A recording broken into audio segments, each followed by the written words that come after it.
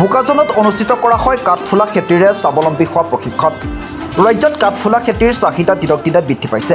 বৰ্তমান সময়ত প্ৰায় মানুহেই নিজৰ খাদ্য তালিকাত কাঠফুলা পচন্দ কৰে। ইয়াৰ যথেষ্ট উপকাৰিতা থকাৰ কথা ইতিমধ্যে উল্লেখ কৰা হৈছে। অতি সহজেই উৎপাদন কৰিব পৰা কাঠফুলা উৎপাদনৰ ফাৰ্ম বিভিন্ন ঠাইত গঢ়ি উঠিছে। নিজ ঘৰতে সহজতে কম মূলধনেৰে কাঠফুলা খেতি আৰম্ভ কৰিব পাৰে। বৰ্তমান সময়ত কাঠফুলা বা মাছৰুম হৈছে লাভজনক ব্যৱসায়। এই উদ্দেশ্যেৰে কাৰ্বি আংলং ডিফুৰ গ্ৰাম্য নিযুক্তি প্ৰশিক্ষণ প্ৰতিষ্ঠান উদ্যোগত উদ্যোগ বিকাশ কাৰ্যসূচীৰে বোকাজানৰ দয়ানন্দ বিদ্যা নিকেতন বিদ্যালয়ত 10 দিনীয়াকৈ আয়োজন কৰা হৈছে মাছৰুম খেতিৰ প্ৰশিক্ষণ। উক্ত প্ৰশিক্ষণ কেন্দ্ৰটোত প্ৰশিক্ষক হিচাপে উপস্থিত থাকে গোলাঘাটৰ DST প্ৰফুল্ল গগৈ। প্ৰশিক্ষণ কেন্দ্ৰটোত প্ৰশিক্ষণ ল'বলৈ বোকাজানৰ বিভিন্ন প্ৰান্তৰ 35 গৰাকীকৈ যুৱক যুৱতী আৰু মহিলাসকলে অংশগ্ৰহণ কৰে। মই DST মাছৰুমৰ মাষ্টাৰ ট্ৰেইনাৰ হয়। মই এই 10 দিনীয়া প্ৰশিক্ষণ ইয়াত আয়োজন কৰিছে, তাত প্ৰশিক্ষণ দিবলৈ আহিছোঁ মই। আপুনি যিটো কথা সুধিছে, একচুৱেলি কাঠফুলাৰ পৰা মানে মাছৰুমৰ পৰা স্বাস্থ্যৰ কাৰণে কিমান উপকাৰিতা মানে সেইটো কিমান আমি সজাগ হ'ব লাগে। কাঠফুলা খালে কি হয়, স্বাস্থ্য কিমান কি পৰিপুষ্টি পোৱা যায় কাঠফুলাৰ পৰা, সেইখিনি তেখেতলোকক শিকোৱা হ'ব। আৰু আপোনাৰ মাছৰুমত কি কি আছে সেইখিনি জনোৱা হ'ব। আৰু বিশেষকৈ আমি বিষাক্ত কাঠফুলা খাই বহুত মানুহ মৃত্যু মুখত পৰে। আমি বিষাক্ত কাঠফুলা আমি কেনেকৈ চিনাকি কৰিব পাৰিম বা খাদ্য উপযোগী কাঠফুলা আমি মানে কেনেকৈ চিনি পাম, তেওঁলোকক মানে সেই কথাখিনি শিকোৱা হ'ব। আৰু বিশেষকৈ এইটো অয়েষ্টাৰ কাঠফুলা খেতিৰ প্ৰতি বিশেষভাৱে প্ৰশিক্ষণ তেওঁলোকক দিয়া হ'ব।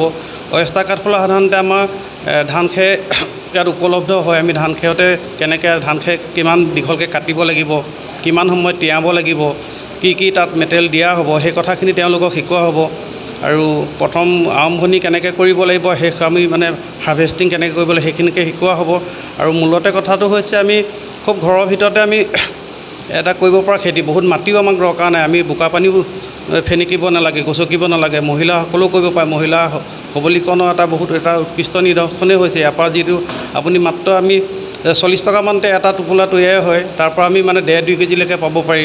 প্ৰায় বজাৰ মূল্য আমি মানে মিনিমাম 300 টকা মানে হয়। আমি সেইটো ফালৰ পৰা চাবলৈ গ'লে এটা টোপোলা পাই 200-250 টকা লাভৱান হয়। মানে সেইটো ফালৰ পৰা এটা আৰ্থিক স্বাৱলম্বিতা থকা বহুত মানে হেৰি আছে, মানে আপোনাৰ স্থল আছে ইয়াত।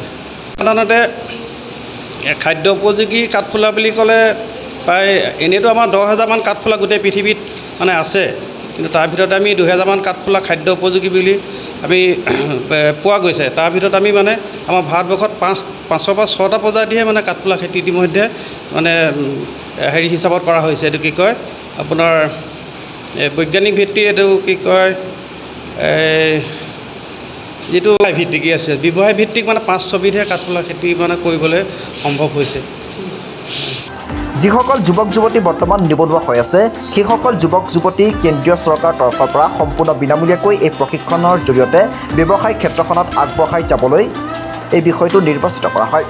মাছৰুম খেতি কেনেকৈ কৰিব লাগে, ইয়াৰ উপকাৰিতা কি, শৰীৰৰ বাবে কিমান উপযোগী আৰু কেনেধৰণে কাঠফুলা খোৱাৰ উপযোগী আদিসমূহৰ ওপৰত প্ৰশিক্ষণ প্ৰদান কৰা হ'ব বুলি মুখ্য প্ৰশিক্ষকগৰাকীয়ে উল্লেখ কৰে।